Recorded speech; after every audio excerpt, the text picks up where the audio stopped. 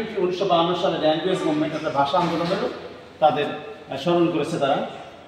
এরপরে আপনারা দেখতে পাচ্ছেন যে চমৎকার যারা বিমান বাহিনী থেকে যারা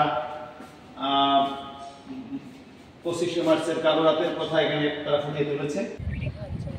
বিসমিল্লাহির রহমানির রহিম। সুপ্রিয় দর্শক, প্রীতি জানাচ্ছি, শুভেচ্ছা জানাচ্ছি। যশোরের অনেক যশ আপনারা জানেন, তার মধ্যে একটি হচ্ছে যে যশোর এয়ারপোর্টটা এত সুন্দর, এত চমৎকার এবং বৃহৎ জায়গা। যশোর ক্যান্টনমেন্ট যেরকম বড়, যশোর বিমান বাহিনীর এরিয়াটা অনেক সুন্দর, অনেক বড়। যেমন আপনারা দেখতে পাচ্ছেন বাংলাদেশ এয়ারফোর্সের যে মিউজিয়াম আছে, আপনারা যারা এয়ারপোর্ট দেখতে আসবেন, তো বিমানবন্দর দেখতে আসলে আপনারা অবশ্যই মিউজিয়ামটা একটু দেখে যাবেন। আমরা প্রবেশ করেছি। তো এই এয়ারফোর্সের মিউজিয়ামে দেখুন 1952 ল্যাঙ্গুয়েজ মুভমেন্টের একটা ছবি দেওয়া আছে। অর্থাৎ 1952 সালে ল্যাঙ্গুয়েজ মুভমেন্ট অর্থাৎ ভাষা আন্দোলনেরও তাদের স্মরণ করেছে তারা। এরপরে আপনারা দেখতে পাচ্ছেন যে চমৎকার যারা বিমান বাহিনী থেকে যারা 25শে মার্চের কালো রাতের কথা এখানে তারা ফুটিয়ে তুলেছে।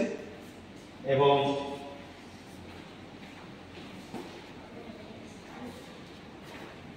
দর্শক বুঝতে পারছেন 26শে মার্চের পাকিস্তান সেনাবাহিনীর আত্মসমর্পণের দলিল এখানে চমৎকার করে দেওয়া আছে। দর্শক, বীরশ্রেষ্ঠ ফ্লাইট লেফটেন্যান্ট মতিউর রহমানের আপনারা সবাই জানেন যে তিনি বীরশ্রেষ্ঠ, তাকে আমরা স্মরণ করি, বিমান বাহিনীর বীরশ্রেষ্ঠ তিনি আছেন। এরপরে চমৎকার করে যারা শহীদদের ছবিও আছে। আপনারা দেখুন যে মিউজিয়ামে 1971 সাল থেকে আজ পর্যন্ত যে ঘটনাগুলি ঘটেছে এয়ারফোর্সের, সবগুলি ঘটনা সংক্ষেপে এখানে দেওয়া আছে।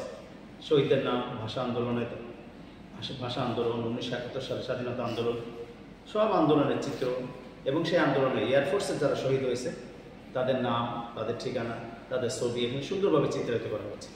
এই জন্য যশোর যারা আসবেন, বিশেষ করে বিমানবন্দর দেখতে আসবেন, এয়ারফোর্সের এই মিউজিয়ামটা আপনারা অবশ্যই দেখতে পাবেন। সবাইকে ধন্যবাদ।